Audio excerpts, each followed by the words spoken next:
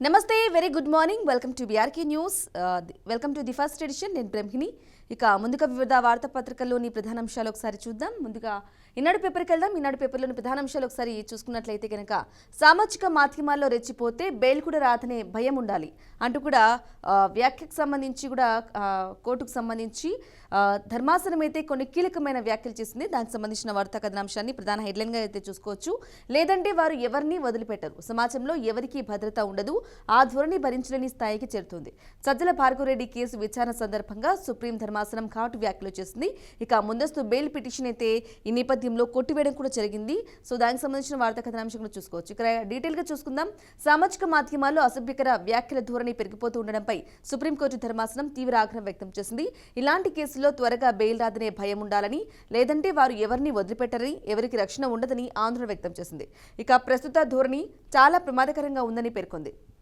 2023లో అప్పటి ప్రతిపక్ష నేతలు వంగలపూడి అనిత తదితరులపై వైకాపా సామాజిక మాధ్యమాల్లో పెట్టిన పోస్టుల విషయంలో ఎస్సీ ఎస్టీ అట్రాసిటీ నిరోధక చట్టం కింద నమోదైన కేసులో ముందస్తు బెయిల్ కోరుతూ వైకాపా సామాజిక మాధ్యమాల వ్యవహారాల ఇన్ఛార్జ్ సజ్జల భార్గవరెడ్డి దాఖలు చేసిన పిటిషన్పై శుక్రవారం justice Pankaj Mittal justice SVN భట్టీలతో కూడిన ధర్మాసనం విచారణ జరిపింది ఈ కేసులో బెయిల్ కోసం కింది కోర్టుకు వెళ్లాలని ఆదేశిస్తూ ఏపీ హైకోర్టు ఈ నెల 7న ఇచ్చిన తీర్పును సవాల్ చేస్తూ భార్గవరెడ్డి దాఖలు చేసిన పిటిషన్ను కొట్టేసింది బెయిల్ కోసం తొలుత ప్రత్యేక కోర్టును ఆశ్రయించాలి తప్పితే నేరుగా తమ వద్దకు రావడానికి కూడా వీలేదంటూ హైకోర్టు ఇచ్చిన తీర్పును సమర్థించింది ఇక మొదట భార్గవరెడ్డికి సంబంధించి న్యాయవాది సిద్ధార్థ ముందస్తు బెయిల్కు అయితే కోరారు ఒకవేళ మీ వ్యాఖ్యల్లో అవమానకరమైన అంశాలు లేవని భావిస్తే వాటిని కోర్టు ముందు ఉంచండి అని జస్టిస్ ఎస్వీఎన్ భట్టి ఆయనకు సూచించారు హైకోర్టు ఉత్తర్వుల వల్ల మీకు వచ్చిన నష్టమేంటి స్పెషల్ జడ్జి ముందు బెయిల్ కోసం దరఖాస్తు చేసుకోవడానికి మీకు స్వేచ్ఛనిచ్చి 2 వారాల పాటు మధ్యంతర ఉపశమనం కూడా కల్పించింది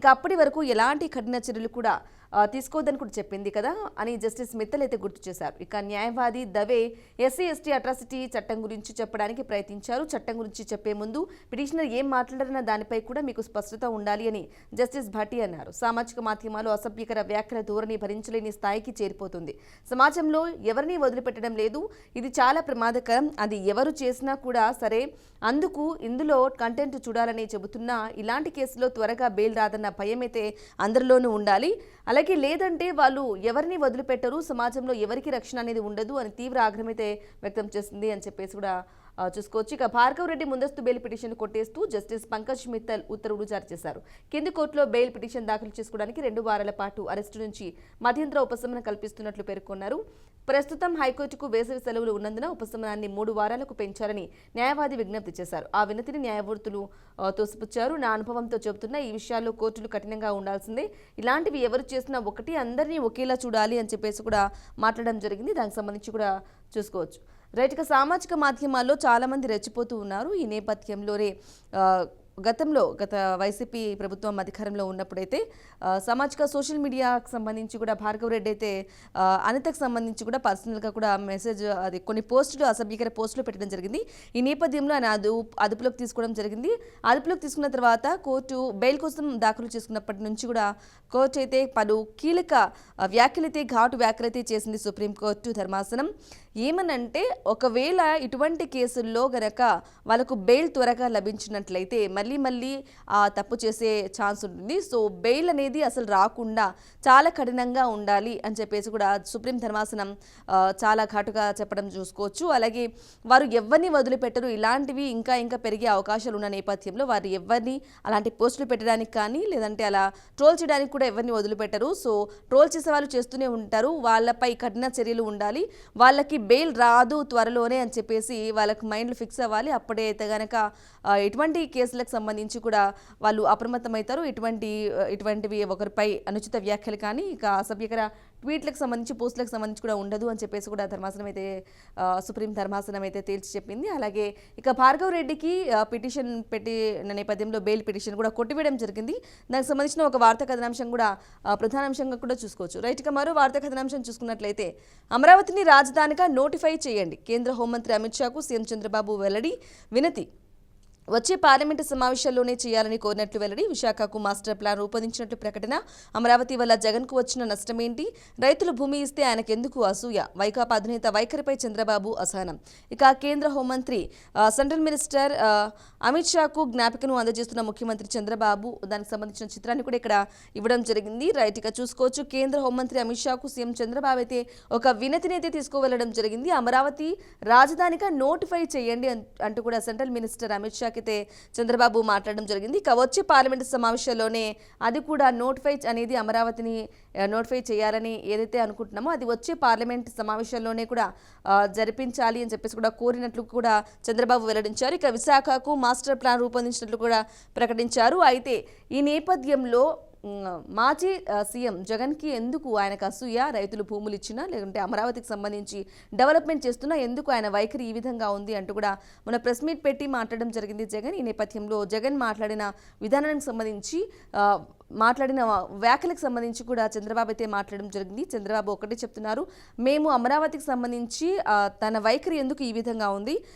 అమరావతిలో భూములు ఇస్తున్న రైతులను ఎందుకు ఆయనకు అసూయ అంటూ కూడా కొన్ని కీలకమైన వ్యాఖ్యలు చేశారు. డీటెయిల్గా చూసుకుందాం. ఆంధ్రప్రదేశ్ రాజధానిగా అమరావతిని నోటిఫై చేయాలని కేంద్ర హోంమంత్రి అమిత్ షాను కోరినట్లు ముఖ్యమంత్రి చంద్రబాబు నాయుడు వెల్లడించారు. వచ్చే పార్లమెంటు సమావేశాల్లోనే ఈ మేరకు విభజన చట్టాన్ని సవరించాలని కోరినట్లు చెప్పారు. తమ విజ్ఞప్తికి కేంద్ర మంత్రి సానుకూలంగా స్పందించారని తెలిపారు. శుక్రవారం సాయంత్రం ఇక్కడి హోంమంత్రిత్వ శాఖ కార్యాలయంలో అమిత్ షా ఆధ్వర్యంలో రాష్ట్రంలోని శాంతి భద్రతలు, కొత్తనేర న్యాయ చట్టాల అమలుపై జరిగిన సమీక్షలో పాల్గొన్న అనంతరం చంద్రబాబు విలేకరులతో కూడా ఆయన మాట్లాడడం జరిగింది. అమరావతి నిర్మాణం కోసం రాష్ట్ర ప్రభుత్వం ఆర్థిక వనరులేమీ సమకూర్చడం లేదని, కానీ కొందరు మూర్ఖులు మాత్రం రాష్ట్రంలో ఏ చిన్న పని జరగకపోయినా అంతా అమరావతిలో ఖర్చు పెడుతున్నారంటూ దుష్ప్రచారం చేస్తున్నారని కూడా దిగబెట్టారు. కొందరు కనీస ఇంకిత జ్ఞానం కూడా లేకుండా మాట్లాడుతున్నారు. అమరావతి వల్ల జగన్కు వచ్చిన నష్టం ఏంటి? రాజధాని కోసం రైతులు భూమి ఇస్తే ఆయన ఎందుకు అసూయ అంటూ కూడా మాట్లాడడం జరిగింది. సో దానికి సంబంధించి కూడా అమరావతిని నోటిఫై చేయాలి అంటూ కూడా మాట్లాడడం జరిగింది రాజధానిగా. దానికి సంబంధించి వార్తా కథనాంశం కూడా జగన్కి సంబంధించిన వార్తా కథనాంశం కూడా చూసుకోవచ్చు. రైట్, ఇక మరో వార్తా కథనాంశం కనుక చూసుకున్నట్లయితే లేపాక్షి ఓర్వకలు మధ్య యాపిల్ ఎలక్ట్రానిక్ సిటీ 3 నెలల్లో పనులు ప్రారంభం. హైటెక్ పరికరాల తయారీ కేంద్రంగా రాయలసీమ అని చెప్పేసి ముఖ్యమంత్రి చంద్రబాబు అయితే వెల్లడించారు. అలాగే 2027 మార్చి కల్లా పోలవరం పూర్తి చేయాలని లక్ష్యంగా పెట్టుకున్నట్లు కూడా చంద్రబాబు స్పష్టంగా చెప్తున్నారు. ముందు నుంచి ఒకటే చెప్తున్నారనమాట, ఖచ్చితంగా 2027 కంతా మొత్తం పోలవరాన్ని ప్రాజెక్టుని పూర్తి చేయాలి అనేది అయితే ఆయన ముందుగా ఎజెండాగా పెట్టుకున్నారు. గతంలో కూడా చాలాసార్లు కూడా 2027కు సంబంధించి పోలవరంకి సంబంధించి ఖచ్చితంగా పూర్తి చేసి తీరుతాం, ఇప్పటికే సగం పని అయిపోయింది, ఇంకా సగం ఉన్న నేపథ్యంలో అప్పటికంతా త్వరితగతిన ఆ పనులు జరిపిస్తాం, పోలవరాన్ని ఖచ్చితంగా పూర్తి చేసి నిరూపిస్తామంటూ కూడా స్పష్టం చేయడం జరిగింది చంద్రబాబు. ఈ నేపథ్యంలోనే పోలవరంకి సంబంధించి కూడా పూర్తి చేయాలని లక్ష్యంగా పెట్టుకున్నట్టుగా కూడా ఆయన లక్ష్యంగా పోలవరం పూర్తి చేయడమే ఒక లక్ష్యం అంటూ కూడా పెట్టుకోవడం జరిగింది. దానికి సంబంధించి ఆయన మాట్లాడడం జరిగింది. రైట్గా లేపాక్షి ఓర్వకల్లు మధ్య రాయలసీమ ప్రాంతం అయితే ఏదైతే ఉందో ఆ ప్రాంతానికి సంబంధించి యాపిల్ ఎలక్ట్రానిక్ సిటీ అయితే రాబోతుంది. 3 నెలల్లో పనులు కూడా ప్రారంభం కాబోతున్నాయి. హైటెక్ పరికరాల తయారీ కేంద్రంగా రాయలసీమ ఉండబోతుంది అంటూ కూడా సీఎం చంద్రబాబు అయితే మాట్లాడడం జరిగింది. సో దానికి సంబంధించి ఒక ప్రధాన కథనాంశం కూడా చూసుకోవచ్చు. రైట్, ఇక మరో కథనాంశం కనుక చూసుకున్నట్లయితే జూన్ 1 నుంచి రేషన్ దుకాణాల్లోని నిత్యావసరాలు, దివ్యాంగులు, వృద్ధులకు డీలర్ల ద్వారా ఇళ్ల వద్దకే ఉత్తర్వులు జారీ. ఇంకా జూన్ 1వ తేదీ నుంచి రేషన్ దుకాణాలలోనే బియ్యము లేదా నిత్యావసరాలు కూడా పంపిణీ జరగబోతున్నాయి. ఏదైతే గత వైసీపీ ప్రభుత్వంలో అయితే పెట్టారో ఇంటింటికి వచ్చి వెహికల్ వచ్చి మనకు రేషన్ అయితే పంపిణీ చేస్తుందో అటువంటిది ఏమీ ఇప్పుడు ఉండదు. సో రేషన్ గతంలో ఏ విధంగా అయితే జరిగిందో రేషన్ దుకాణాలకు వెళ్ళి మనమే స్వయంగా మనమే నిత్యావసరాలు తీసుకుంటాము, అలానే చౌక దుకాణాలకు కూడా వెళ్ళి మనమే రేషన్ తీసుకోవాలన్నమాట. కేవలం వృద్ధులకు అదే వికలాంగులకు మాత్రమే వెహికల్ వచ్చి వాళ్ళకు ఇంటి దగ్గరికి తెచ్చి ఇవ్వడం జరుగుతుంది. అది కూడా జూన్ 1 నుంచి అంటే రేపు 1వ తారీఖు నుంచి అమలు కాబోతుంది అంటూ కూడా స్పష్టం చేయడం జరిగింది. అది దానికి సంబంధించి డీలర్ ద్వారా ఉత్తర్వులు కూడా జారీ చేయడం జరిగింది. సో అందుకు సంబంధించిన డీటెయిల్స్ అన్ని కూడా పేపర్ 3లో ఉండబోతున్నాయి అంటూ కూడా ఇవ్వడం జరిగింది. రైట్, ఇక మరో వార్తా కథనాంశం చూసుకుంటే కుట్రకు కర్మ కర్త క్రియ మిథున్ రెడ్డి. మద్యం కుంభకోణంలో ప్రధాన పాత్రధారి ఆయనే. ఎంత ముడుపులు వసూలు చేయాలో నిర్ణయిస్తారు, ఆ సొమ్ము అంతిమ లబ్ధిదారులకు చేర్చారు. ముడుపుల మొత్తంలో ముందే 5 కోట్ల రూపాయలు తీసుకున్నారు. సిట్ దర్యాప్తులో మిథున్ రెడ్డి పాత్ర వెలుగులోకి. ఇక 4వ నిందితుడిగా పేరు సో సిట్ దర్యాప్తు వేగవంతం చేసిన నేపథ్యంలో వైసీపీ నేతల్లో ఒక్కొక్కరుగా పుట్టలుగా బయటకు వస్తూనే ఉన్నారు అనమాట. సో ఎక్కడికి వెళ్తుంది ఇది, తాడేపల్లిగూడానికి చేరుకుంటుందా లేకుంటే ఇంకా ఎక్కడికి వెళ్తుంది అనే ఆందోళన అయితే ఉన్న నేపథ్యంలో మిథున్ రెడ్డి వరకైతే వచ్చి ఆగింది సిట్ దర్యాప్తు. సో కుట్రకు సంబంధించి పైన హెడ్లైన్గా కూడా చూసుకోవచ్చు, కర్త కర్మ క్రియ అంటే మొత్తం అన్ని రకాలుగా ఏది జరిగినా ఆ ముడుపులు తెచ్చివ్వడం కానీ, ముడుపులు ఎవరికి చెల్లించాలనేది కానీ, ఆ ముడుపులు ఎంత వాటా ఎక్కడికి వెళ్ళాలి అనేది కూడా మొత్తం ఎవ్రీథింగ్ అనమాట. కర్త కర్మ క్రియ ఆ మొత్తానికి సంబంధించి సిట్ దర్యాప్తులో తేలింది ఏంటంటే మిథున్ రెడ్డి కర్త కర్మ క్రియ అనేది సిట్ దర్యాప్తులో వెలుగులోకి వచ్చింది. మిథున్ రెడ్డి పాత్ర అని చెప్పేసి కూడా ప్రధానాంశంగా కూడా ఇవ్వడం జరిగింది. దానికి సంబంధించి ఒక డీటెయిల్గా చూసుకుందాం. జగన్ ప్రభుత్వ హయాంలో నూతన మద్య విధానంలో ముసుగులో వైకాపా ముఠా సాగించిన దోపిడీ కుట్రకు రూపకల్పన, అమలుకు ఏర్పాట్లు, ముఠా సభ్యులకు ఎప్పటికప్పుడు దిశానిర్దేశం చేయడంలో master mind Rajampet MP Peddireddy Mithun Reddy. ఇంకా డిస్టిలరీలు, సరఫరా కంపెనీల నుంచి ముడుపుల వసూల కోసం రాజ్కేశ్ రెడ్డితో కలిసి హవాలా నెట్వర్క్ రూపొందించడంలో, వారు వసూలు చేసిన మొత్తాన్ని బిగ్ బాస్కు చేర్చడంలోనూ మిథున్ రెడ్డిదే కీలక పాత్ర అని సిట్ తెలిసింది. ఘరానా దోపిడీకి వీలుగా తొలుత కీలక స్థానాల్లో అనుకూల అధికారులను కూడా నియమించుకున్నారు.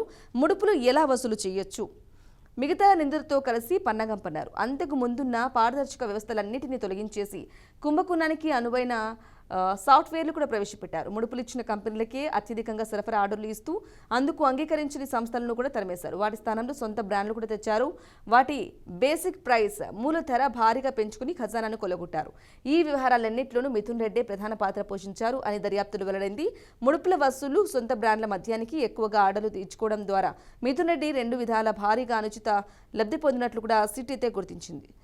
కుట్రకు కర్త కర్మ క్రియ మొత్తం కూడా మిథున్ రెడ్డి అని చెప్పేసి కూడా మాట్లాడడం జరిగింది. సో అందుకు సంబంధించి రాజ్కేశ్ రెడ్డి నుంచి వస్తూనే ఉన్నారు వైసీపీ వాళ్ళు. సిట్ దర్యాప్తు వేగవంతం చేసిన నేపథ్యంలో ఒక్కొక్కరుగా బయటపడుతూ ఉన్నారు. ఈ నేపథ్యంలో సో ఎవ్రీథింగ్ అనమాట మొత్తం అసలు ఎలా ప్లాన్ చేయాలి, ఎవరెవరిని మాట్లాడుకోవాలి, ఎవరికి అత్యధికంగా ఇవ్వాలి, ఒకవేళ వాళ్ళు వాటా ఇవ్వని వాళ్ళను ఏ విధంగా బయటికి పంపించాలి. సో మొత్తం అనమాట నూతన మద్యం పాలసీకి సంబంధించిన కుంభకోణానికి సంబంధించి కూడా మిథున్ రెడ్డి పాత్ర అయితే కీలకమని చెప్పుకోవాలి. రైట్గా బిగ్ బాస్ అనేది కూడా ఉన్నారు. సో ఎవరు ఆ బిగ్ బాస్, నూతన మద్యం విధానంలో ఎక్కడి వరకు చేరుతుంది ఈ సిటీ విచారణ అనేది కూడా తెలియాలంటే ఖచ్చితంగా వేచి చూడాలి. దానికి సంబంధించిన వార్తా కథనాంశం కూడా చూసుకున్నాం.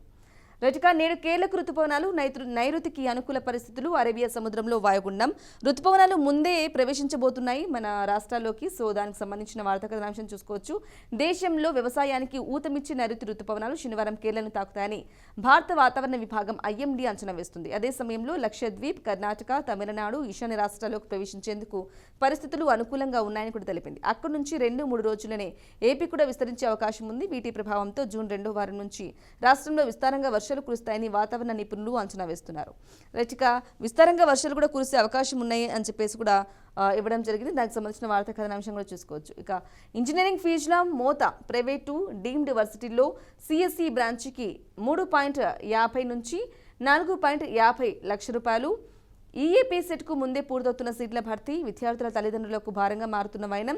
అలాగే మరొక వార్తా కథనాంశం చూసుకున్నట్లయితే గుంతకల్ రైల్వే స్టేషన్లో పెచ్చులుడి పడి బాలుడు మృతి. రాష్ట్ర సర్వతోముఖాభివృద్ధిపై సమగ్ర చర్చ, రాయలసీమ ప్రత్యేక ఫోకస్, కూటమి ఏడాది పాలనపై తీర్మానాలు, మహానాడు తొలి రోజు ప్రతినిధుల సభ, పార్టీ సంస్థాగత నిర్మాణంపై కూడా దిశానిర్దేశం. ఇంకా 2 రోజు సంక్షేమం, అభివృద్ధి పథకాలపై చర్చించనున్న నేతలు. సో దానికి సంబంధించిన వార్తా కథనాంశం కూడా చూసుకోవచ్చు. ఇక ఇంజనీరింగ్ ఫీజుల మోత ప్రైవేటు కానీ డీమ్డ్ వర్సిటీలో కానీ CSE బ్రాంచ్కి అయితే 3.5 లక్షల నుంచి 4.5 లక్షల వరకు అయితే ఉండబోతున్నాయి. ఫీజుల మోత అయితే ఉండబోతుందంటూ కూడా ఫీజులకు సంబంధించి కూడా ఒక కథనాంశం కూడా మాట్లాడడం చూసుకోవచ్చు. రైట్గా మిగిలిన వార్తా పత్రికల్లోని ప్రధానాంశాలు చూసే ముందు షార్ట్ బ్రేక్ తీసుకుందాం. Stay with us. Welcome back to the first session. రైట్గా మిగిలిన వార్తా కథనాంశాన్ని కనుక చూసుకున్నట్లయితే మిగిలిన వార్తా పేపర్లోకి వెళ్దాం. వార్తా పేపర్లోకి వెళ్ళినట్లయితే కనుక ఒకసారి చూసుకుందాం. రైట్గా సాక్షి పేపర్కి వెళ్దాం. సాక్షి పేపర్లోని ప్రధానాంశాలు ఒకసారి చూద్దాం. ఈశాన్యంలో అభివృద్ధి, ఈశాన్య రాష్ట్రాల్లో మునుపెన్నడూ లేని రీతిలో అభివృద్ధి జరుగుతోందని ప్రధాని నరేంద్ర మోదీ అయితే హర్షం వ్యక్తం చేశారు. సో మోదీ మాట్లాడడానికి సంబంధించి ఈశాన్యంలో అభివృద్ధి జరుగుతోంది అంటూ కూడా మాట్లాడడం జరిగింది. దానికి సంబంధించిన వార్తా కథనాంశం కూడా చూసుకోవచ్చు. మైసూర్లో పాక్ మాయం, మైసూర్ పాక్లో దయాది పేరు ధ్వనిస్తుందనే కారణంతో జైపూర్లోని మిఠాయి వ్యాపారులు ఆ పేరును మైసూర్ శ్రీగా కూడా మార్చేశారు. సో మైసూర్ పాక్ వీటన్నిటికి సంబంధించి స్వీట్లలో ముఖ్యంగా ఏదైతే పాకిస్తాన్కి సంబంధించిన పేరు పలకాల్సి వస్తుందో స్వీట్లలో ఉండే చివరి అక్షరాలు కానీ మొదటి అక్షరాలకు సంబంధించి పాక్ అనేది ఏదైతే వస్తుందో పాకు మైసూర్ పాకు. సో దానికి సంబంధించి కూడా ఆ పాక్ని తీసేసి మైసూర్ శ్రీ అనేది యాడ్ చేస్తూ ఉన్నారు అనమాట. సో ఇదంతా కూడా జరుగుతోంది ఎక్కడంటే జైపూర్లోని మిఠాయి వ్యాపారులు అయితే ఆ నిర్ణయం అయితే తీసుకున్నారు. ఇక మీద నుంచి పాక్కి సంబంధించి ఆ పేరు ధ్వనిస్తుంది అని చెప్పేసి కూడా ఉండదు. ఇక మైసూర్ శ్రీ ఇంకా మిగతా స్వీట్స్ కూడా ఒకవేళ పాక్ దేనికనే సంబంధించి అటాచ్ అవుతుంటే కనుక దానికి సంబంధించి ఆ ప్లేస్లో పాక్ని తీసేసి శ్రీ అనేది ఫిక్స్ చేయడం జరిగింది. సో దానికి సంబంధించిన వార్తా కథనాంశం కూడా చూసుకోవచ్చు. రైట్, ఇక మరో వార్తా కథనాంశాన్ని చూసుకోవచ్చు. యాపిల్కు ట్రంప్ అల్టిమేటం, ఐఫోన్ను భారత్తో సహా మరెక్కడ ఉత్పత్తి చేసినా 25% దిగుమతి సుంకం తప్పదని ట్రంప్ తాజాగా అల్టిమేటం అయితే జారీ చేశారు. అల్టిమేటం, నేను చెప్పిందే రూలింగ్, నేను చెప్పిందే పార్టీ అని పెద్దన్న చెప్తూ ఉన్న నేపథ్యంలో అల్టిమేటం మరొకసారి చెప్పడం జరిగింది. యాపిల్ ఫోన్కి సంబంధించి ఐఫోన్లను భారత్తో సహా, భారత్తో ఇంక్లూడింగ్ భారత్ మరెక్కడైనా సరే ఐఫోన్లకు సంబంధించి ఇక్కడ ఉత్పత్తి చేసిన 25% దిగుమతి అయితే సుంకం తప్పదని చెప్పేసి కూడా ట్రంప్ అయితే అల్టిమేటం అయితే జారీ చేయడం జరిగింది. సో దానికి సంబంధించిన వార్తా కథనాంశం కూడా చూసుకోవచ్చు. ఇక ల్యాండింగ్ ఆలస్యమై రష్యాపై ఉక్రెయిన్ డ్రోన్ దాడుల నేపథ్యంలో భారత బృందం ప్రయాణిస్తున్న విమానం గాల్లోనే 40 నిమిషాలు కూడా చక్కలు కొట్టింది అంటూ కూడా ఒక వార్తా కథనాంశం చూసుకోవచ్చు. ఇక ల్యాండింగ్ ఆలస్యమై 40 నిమిషాలు దాంట్లోనే గాల్లోనే చెక్కలు కొట్టింది. ఏదైతే రష్యా ఉక్రెయిన్ డ్రోన్ దాడుల నేపథ్యంలో అంతర్జాతీయాలకు మన ఉగ్రవాదానికి సంబంధించి ఉగ్రవాద స్థావరాలు పాకిస్తాన్ ఎలా పెంచి పోషిస్తుందో అది మొత్తం ప్రపంచ దేశాలకు చాటి చెప్పేందుకు కూడా భారత బృందం అయితే ప్రయాణిస్తూ ఉంది. ఈ నేపథ్యంలోనే రష్యా ఉక్రెయిన్ దాడులకు సంబంధించి కూడా డ్రోన్ దాడుల నేపథ్యంలో గాల్లోని 40 నిమిషాలు వారు వెళ్లే విమానం చక్కలు కొట్టింది అని చెప్పేసి కూడా ఒక వార్తా కథనాంశం కూడా ఇవ్వడం జరిగింది. రైట్, ఇక మరో వార్తా కథనాంశం చూసుకున్నట్లయితే బెంగళూరుకు రైజర్స్ బ్రేక్, మెరిసిన ఈశాన్ కమిన్స్, ఆర్సీబీపై సన్ రైజర్స్ ఘన విజయం. సో బెంగళూరుకు రైజర్స్ బ్రేక్, ఇక మెరిసిన ఈశాన్ కమిన్స్ అలాగే ఆర్సీబీపై సన్ రైజర్స్ అయితే ఘన విజయం సాధించారు. దానికి సంబంధించిన వార్తా కథనాంశం కూడా చూసుకోవచ్చు. సూచీలకు మళ్లీ లాభాలు, సెన్సెక్స్ 769 పాయింట్లు ప్లస్, నిఫ్టీ లాభం 243 పాయింట్లు. సో మార్కెట్కి సంబంధించి సెన్సెక్స్ ఏ విధంగా ఉంది అంటూ కూడా పైన హెడ్లైన్ రూపంలో ఒక వార్తా కథనాంశం కూడా ఇవ్వడం జరిగింది. దానికి సంబంధించిన వార్తా కథనాంశం కూడా చూసుకోవచ్చు. రైట్గా మరో వార్తా కథనాంశం చూసుకున్నట్లయితే కొండంత అప్పు బాబు సెల్ఫ్ డబ్బా, అమరావతి నిర్మాణం పేరుతో ఇప్పటికీ 52,000 కోట్ల రూపాయల రుణం. దీంతో పాటు 2025-26 బడ్జెట్లో 6,000 కోట్ల రూపాయలు కేటాయించిన ప్రభుత్వం. దానికి సంబంధించి కొండంత అప్పు బాబు సెల్ఫ్ డబ్బా అయితే కొట్టుకుంటున్నారు. సో 2025-26 బడ్జెట్లో 6,000 కోట్ల రూపాయలు కేటాయించింది ప్రభుత్వం. మరి ఇప్పటికే 52,000 కోట్ల రూపాయలు అయితే రుణం అయితే తీసుకున్నారు అంటూ కూడా ఒక వార్తా కథనాంశం కూడా ఇవ్వడం జరిగింది. దానికి సంబంధించిన వార్తా కథనాంశం కూడా చూసుకోవచ్చు. ఇక డిఎస్సి పరీక్షను వాయిదా వేయలేం, ఆంధ్రప్రదేశ్లో ఉపాధ్యాయ అర్హత పరీక్ష టెట్ను నిర్వహించిన తర్వాతే డిఎస్సి నిర్వహించాలని కోరుతూ దాఖలైన పిటిషన్ను సుప్రీంకోర్టు కొట్టేసింది. ఈ పరీక్షను వాయిదా వేయలేమని పేర్కొంది. ఇలాంటి అంశాలు పిటిషన్లు హైకోర్టులోనే దాఖలు చేసుకోవాలని ధర్మాసనం అయితే సూచించడం జరిగింది. 3 ఏళ్ల చిన్నారిపై అత్యాచారం, వివాహానికి వచ్చిన యువకుడు తప్పతాగి 3 ఏళ్ల చిన్నారిపై అఘాయిత్యానికి పాల్పడిన హృదయ విదారక ఘటన కడప జిల్లాలో జరిగింది. బంధువులంతా పెళ్లి సందడిలో మునిగి తేలుతుంటే చిన్నారిపై అత్యంత దారుణంగా అత్యాచారానికి పాల్పడి ఆపై గొంతు నిలిమి చంపేశాడు. 3 ఏళ్ల చిన్నారిపై పసికందులపై జరుగుతున్న అత్యాచారాలు రోజు రోజుకు పెరిగిపోతూనే ఉన్న ఈ నేపథ్యంలో కూడా వివాహానికి వయసుకు వచ్చిన ఒక యువకుడు తప్పతాగి పెళ్లిళ్లలో ఉన్న బంధువులైతే ఎవరైతే పెళ్లిలో మునిగిపోయి ఉన్నారో ఆ అమ్మాయిని తీసుకెళ్లి గొంతు నిలిమి కూడా అత్యాచారం చేసి గొంతు నిలిమి చంపేయడం కూడా హృదయ విదారక ఘటన చూసుకోవచ్చు. చిత్రవధంగా పడి ఉన్న చిన్నారి అక్కడ ఇమేజ్ కూడా ఇవ్వడం జరిగింది. దానికి సంబంధించి కూడా చూడవచ్చు. 3 సంవత్సరాల అమ్మాయికి ఏమీ తెలియని వయసు, అసలు ఎలా చేయాలనిపిస్తుందో, ఎలా వాళ్ళకి ఇలాంటి దారుణాలు అయితే రోజు రోజు పెరిగిపోతూనే ఉంటున్నాయి. సో ఈ దారుణాలు ఎప్పుడు అరికడతాయి, ఎలాంటి కఠిన చట్టాలు వస్తాయి, ఇంకా కఠిన చట్టాలు వచ్చినా ఇటువంటి దారుణాలు అయితే ఆగవు అని చెప్పేసి కూడా ఖచ్చితంగా మనుషుల్లో అయితే మార్పులు రావాలి. ఖచ్చితంగా మార్పులు వచ్చినప్పుడు మాత్రమే ఇటువంటి దారుణాలు, ఇటువంటి ఘోరాలకైతే పాల్పడకుండా ఉంటారు. ప్రతి ఒక్కరిలో అవగాహన అనేది ఖచ్చితంగా అవసరం. ఏం చేస్తున్నాం, మనం ఏ విషయము ఎలా చేస్తున్నాం అనేది కూడా ఖచ్చితంగా ఆలోచించుకొని చేయాలి అని చెప్పేసి కూడా బీఆర్కే న్యూస్ అయితే స్పెషల్గా కోరుకుంటుంది. రైట్గా మోసపోయాను, ఆత్మహత్య చేసుకుంటున్నా, ఆర్థిక ఇబ్బందులతో తాను ఆత్మహత్య చేసుకుంటున్నానంటూ విశాఖలో ఒక యువకుడు సెల్ఫీ వీడియో పోస్టు చేశాడు. పోలీసులు రంగప్రవేశం చేసి సెల్ ఫోన్ సిగ్నల్స్ ఆధారంగా బాధితుడు రుషికొండ ప్రాంతంలో ఉన్నట్లు గుర్తించారు. అతన్ని పోలీస్ స్టేషన్కు తీసుకొచ్చి కౌన్సిలింగ్ కూడా ఇచ్చారు. ఇక ఆర్థిక ఇబ్బందుల్లో ఉన్నాను, నేను ఆత్మహత్య చేసుకుంటున్నాను అంటూ కూడా ఒక యువకుడైతే మాట్లాడడం జరిగింది. ఇక సెల్ఫీ వీడియో అయితే ఆయన పోస్ట్ చేయడం జరిగింది. ఇక పోలీసులు ఆ సెల్ఫీ వీడియోని చూసి రంగప్రవేశం చేసి సెల్ ఫోన్ సిగ్నల్స్ ఆధారంగా ఎక్కడున్నాడు అని కనుక్కోవడం జరిగింది. అతడు రుషికొండ ప్రాంతంలో కూడా ఉన్నట్లు గుర్తించి అతడికి పోలీసులు అయితే తీసుకొచ్చి స్టేషన్కి కౌన్సిలింగ్ అయితే ఇవ్వడం జరిగింది. ఆర్థిక ఇబ్బందులు ఉన్నా సరే మనం చంపుకోవడం అయితే చాలా నేరం. దాన్ని ఒక పాయింట్ని ఒక అడుగు ముందుకేసి దాన్ని గనక ఖచ్చితంగా మనం ముందుకు నడిస్తే గనక ఏదో ఒక మార్గం అనేది ఖచ్చితంగా బయటకు వస్తుంది. ఆర్థిక ఇబ్బందులు ఉన్నాయి కదా అని చనిపోవాలని అనుకోవడం అయితే చాలా తప్పు. వాళ్ళ కుటుంబం కానీ లేదంటే తల్లిదండ్రులు కానీ చాలా బాధలు పడే అవసరం ఉంది. మనల్ని మనం ఎప్పటికీ అటువంటి సెల్ఫీ అంటే మోసపోయాను, ఆత్మహత్య చేసుకుంటున్నాను అని చెప్పేసి కూడా అట్లా డిక్లేర్ చేసుకోకూడదు. ఖచ్చితంగా ఒక్కసారి మనం ధైర్యంగా గనక ఎదుర్కొని ఆ ప్రాబ్లమ్స్ని ముందుకెళ్ళినామని అయితే ఖచ్చితంగా మనకు మంచిగా పాజిటివే ఉంటుంది. అలాగే సక్సెస్ అనేది ఖచ్చితంగా వస్తుంది అని చెప్పేసి కూడా చూసుకోవచ్చు. మరో వార్తా కథనాంశం చూసుకుంటే ఎవరి అండతో ఈ దుర్మార్గాలు చేస్తున్నారు? ఇది రాజ్య హింస కాదా? పౌరులకు రక్షణ ఎక్కడ? మండిపడిన మాజీ సీఎం వైఎస్ జగన్మోహన్ రెడ్డి. ఇక ఎవరి అండతో ఈ దుర్మార్గాలు చేస్తున్నారంటూ కూడా మాజీ సీఎం జగన్ అయితే మాట్లాడడం చూసుకోవచ్చు. దానికి సంబంధించిన వార్తా కథనాంశాన్ని కూడా ప్రధానాంశంగా కూడా ఇవ్వడం జరిగింది. వైఎస్ఆర్సీపీ శ్రేణుల లక్ష్యంగా తప్పుడు కేసులు, కార్యకర్త హరికృష్ణపై థర్డ్ డిగ్రీ ప్రయోగిస్తారా? దాచేపల్లి పోలీసులు దుర్మార్గంగా వ్యవహరించారు. టీడీపీ నేత కారులో పోలీస్ స్టేషన్కు తీసుకెళ్తారా? చంద్రబాబు శిశుపాలుడి మాదిరి పాపాలు చేస్తున్నారు. బాధితుడికి న్యాయం జరిగే వరకు ఈ వ్యవహారాన్ని విడిచిపెట్టామంటూ కూడా పేపర్ 2లో ఇవ్వడం జరిగింది. ఇంకా లోపలి పేజీలో డీటెయిల్స్ అన్ని కూడా దానికి సంబంధించి ఇది రాజ్యహింస కాదా? పౌరులకు రక్షణ ఎక్కడ ఉంది? అసలు ఇన్ని దుర్మార్గాలు ఎలా చేస్తున్నారు? ఎవరి అండతో చేస్తున్నారు? వైఎస్ఆర్సీపీ శ్రేణులు లక్ష్యంగా ఎందుకు తప్పుడు కేసులు పెడుతున్నారు? అలాగే కార్యకర్త హరికృష్ణపై థర్డ్ డిగ్రీ ఎందుకు ప్రయోగించారు? దుర్మార్గంగా వేయించారు దాచేపల్లి పోలీసులు. అలాగే టీడీపీ నేత కారులో ఎందుకు పోలీస్ స్టేషన్ తీసుకెళ్లారు అంటూ కూడా జగన్ మాట్లాడడం జరిగింది. సో దానికి సంబంధించిన వార్తా కథనాంశం కూడా చూసుకోవచ్చు. రెట్టిక విద్యా సంస్థలపైన రెడ్ బుక్ కాటు. సీఎం చంద్రబాబు సొంత జిల్లాలో టీడీపీ అరాచక పర్వం. వైఎస్ఆర్సీపీ నాయకుల విద్యా సంస్థల టార్గెట్. కుప్పం మున్సిపల్ చైర్మన్ ఉప ఎన్నికల్లో పోటీ చేశారని కక్ష. కుప్పంలోని స్కూల్ 8 నుంచి 10 తరగతులకు అనుమతులు రద్దంటూ రగడ.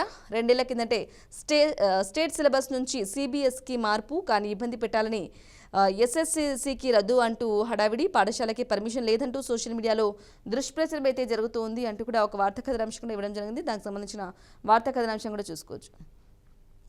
లారీ కారు ఢీ 6 దుర్మరణం. మరో 2 చిన్నారులకు తీవ్ర గాయాలు. మృతులంతా ఒకే కుటుంబానికి చెందినవారు.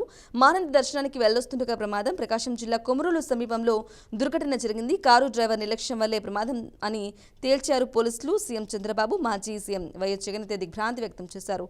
కారు లారీ ఢీకొన్న నేపథ్యంలో రోడ్ యాక్సిడెంట్కి సంబంధించి వాళ్ళు దర్శనానికి వెళ్ళి వచ్చే క్రమంలో ఈ యాక్సిడెంట్ అయితే జరిగింది. అందులో 6 అయితే ప్రాణాలు కోల్పోవడం జరిగింది. ఈ నేపథ్యంలో వారికి సంతాపంగా మాజీ సీఎం వైఎస్ జగన్ అలాగే ఏపీ సీఎం చంద్రబాబు నాయుడు కూడా తీవ్ర దిగ్భ్రాంతిని కూడా వ్యక్తం చేయడం జరిగింది. డ్రైవర్ నిర్లక్ష్యం వల్లే ఈ ప్రమాదం కూడా జరిగింది అంటూ కూడా ఒక అభిప్రాయానికి రావడం జరిగింది పోలీసులు. దానికి సంబంధించిన వార్తా కథనాంశం కూడా చూసుకోవచ్చు.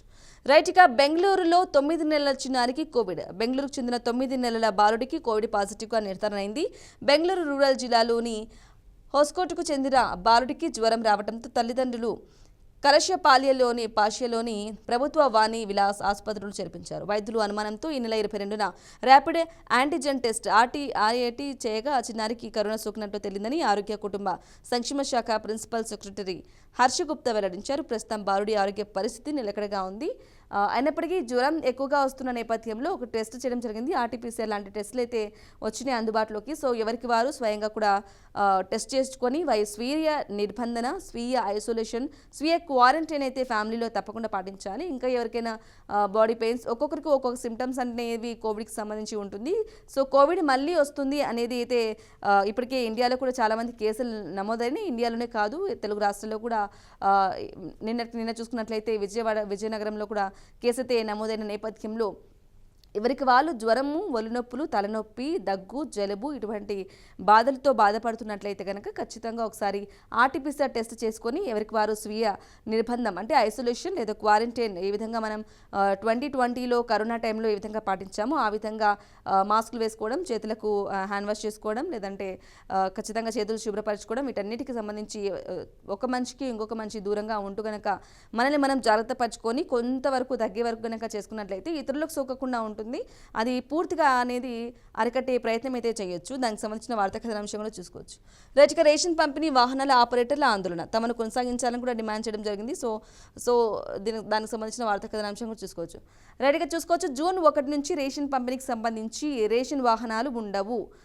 కేవలం చౌకదార్ దుకాణాలకు మాత్రమే వెళ్ళి స్వయంగా వెళ్ళి రేషన్ అనేది తీసుకోవాలి అని గవర్నమెంట్ చెప్తూ ఉన్న నేపథ్యంలో ఆ వాహనాల డ్రైవర్లకు సంబంధించి వాళ్ళకు ఉపాధి కోల్పోతున్నాం అని చెప్పేసి కూడా ఆందోళన అయితే చేస్తూ ఉన్నారు. దానికి సంబంధించిన వార్తా కథనాంశం కూడా సాక్షి వేయడం జరిగింది, చూసుకోవచ్చు. రాజధాని రైతులకు ఇక్కట్లు నిజమే, వారి త్యాగం ఊరికే పోదన్న సీఎం చంద్రబాబు. ఎన్ని ఎకరాలైనా రాజధాని కడతాం, అమరావతిలో అంతర్జాతీయ విమానాశ్రయం అవసరమే, రాజధానిగా అమరావతిని గుర్తించాలని కేంద్రాన్ని కోరాం. ఢిల్లీలో కేంద్ర మంత్రులతో వరుస భేటీలైతే జరిగాయి. ఢిల్లీలో కేంద్ర హోంమంత్రి అమిత్ షాతో సీఎం చంద్రబాబు అయితే మాట్లాడడం జరిగింది. కలిసినప్పటి నుంచి ఒక జ్ఞాపకాన్ని కూడా అందజేయడం జరిగింది. అందుకు సంబంధించిన చిత్రాన్ని కూడా ఇక్కడ చూసుకోవచ్చు. రైట్, ఇక ఆంధ్రజ్యోతి పేపర్కి వెళ్దాం. ఆంధ్రజ్యోతి పేపర్లోని ప్రధానాంశాలు చూసుకున్నాం. దేవుడి చుట్టూ దయ్యాలు, పార్టీలో నాపై అంతర్గత కుట్రలు చేసి ఆ దయ్యాలే నా లేఖను లీక్ చేశాయి. కేసీఆర్ దేవుడు, ఆయనే మా నాయకుడు. నాన్నకు లేఖ వెనక వ్యక్తిగత ఎజెండా అయితే లేదు, రాసింది నేనే, తరచూ ఫీడ్బ్యాక్ ఇస్తూ ఉంటా. ఇక పార్టీలో ఎన్ని స్థాయిల వారు అనుకుంటున్న విషయాలనే నేను ఆ లేఖలు ప్రస్తావించాను. నా లేఖే బయట పెడితే ఇతరులకు పరిస్థితి ఏంటి? లోపాలపై చర్చించాలి, కోవట్టుని తప్పించాలి, అప్పుడే పార్టీ 10 కాలాల పాటు చల్లగా ఉంటుంది. అమెరికా నుంచి తిరిగి వచ్చిన తర్వాత కూడా కవిత అయితే ఎయిర్పోర్ట్లోనే మాట్లాడడం జరిగింది. ఒక లేఖ, కవిత రాసిన లేఖకు సంబంధించి చక్కర కొడతా ఉంది, హల్చల్ అయితే చేస్తూ ఉంది. దీనికి సంబంధించి కవిత అయితే రియాక్షన్ ఇచ్చారు. సో ఆ లేఖ రాసింది నేనే, అయితే ఇప్పుడు కాదు, 2 వారాల కిందట రాశాను. ఎప్పటి నుంచి అయినా సరే ఫీడ్బ్యాక్ అనేది ఇస్తూ ఉంటాను కేసీఆర్కి. ఈ నేపథ్యంలో ఆ లేఖను ఎవరు రిలీజ్ చేశారు, ఎవరు బయటికి, ఇప్పుడెందుకు బయటకు వచ్చింది, ఎలా బయటకు వచ్చింది? పార్టీలో ఉన్నవారే కొంతమంది బయటకు తీసుకొచ్చారు. సో ఎందుకు తీసుకొచ్చారు అనేది కూడా కవిత ముఖ్యంగా మాట్లాడడం జరిగింది. కేసీఆర్ దేవుడు, నేను ఖచ్చితంగా కేసీఆర్ని అనుసరిస్తాను, కేసీఆర్ పార్టీలోనే కొనసాగుతాను, కేసీఆర్ వెంటే ఉంటాను అంటూ కూడా కవిత మాట్లాడడం కూడా కొంత మాట్లాడుకోవడం చూసుకోవచ్చు. రైట్గా నిన్న కవిత వచ్చిన నేపథ్యంలో ఎయిర్పోర్ట్కి సంబంధించి గులాబీ జెండాలు అయితే ఎక్కడ కనిపించలేదు. సో దానికి సంబంధించి సామాజిక తెలంగాణ లక్ష్యంగా పనిచేస్తున్న మన గౌరవ ఎమ్మెల్సీ శ్రీ కల్వకుంట్ల కవితక్క గారికి స్వాగతం అంటూ చాలామంది అక్కడికి వెళ్ళడం జరిగింది. అక్కడికి వెళ్ళినప్పుడు కూడా గులాబీ జెండాలు ఏవీ కనిపించలేదు. తెలంగాణ జాగృతి అధ్యక్షురాలుగా కవిత అయితే అక్కడికి వచ్చి చాలా అభిమానుల మధ్యలో కూడా మాట్లాడడం జరిగింది. సో దానికి సంబంధించిన ఒక చిత్రాన్ని కూడా ఇవ్వడం జరిగింది, చూసుకోవచ్చు. రైట్గా జాగృతి బీఆర్ఎస్ శ్రేణులు రాలే.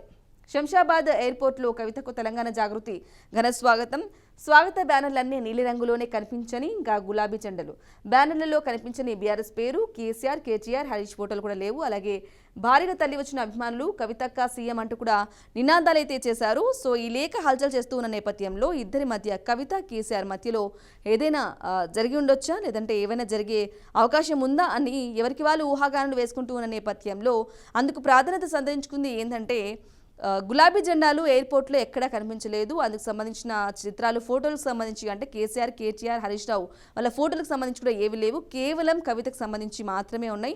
అది కవితక్క సీఎం అంటూ కూడా కొంతమంది మాట్లాడడం జరిగింది.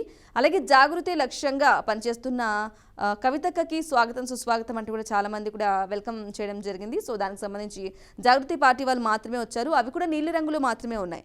సో పింక్ కలర్లు అంటే గులాబీ జెండాలు అయితే ఎక్కడ కనిపించలేదు. ఇదైతే ఒక హఠాత్ పరిణామం అని చెప్పుకోవాలి. దానికి సంబంధించిన వార్తా అంశం చూసుకోవచ్చు.